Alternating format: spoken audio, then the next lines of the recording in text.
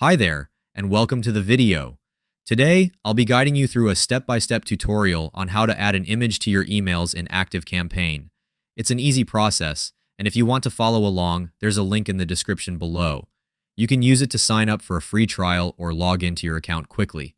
Let's get started. First, open your email and click on the block button. Then, drag and drop the image block to the desired location.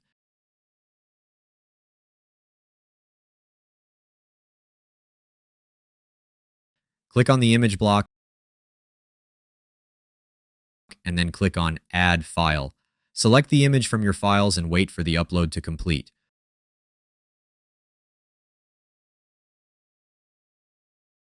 Once the upload is complete, simply select your image and you're all set. Also, I'm offering a free email list building course in the description below, where you'll learn how my team and I generate $3,493 in commissions while growing our email list. This training is completely free right now, so be sure to check it out. We're thrilled to have you here. If you enjoyed the content, please like, subscribe, and share your thoughts with us in the comments.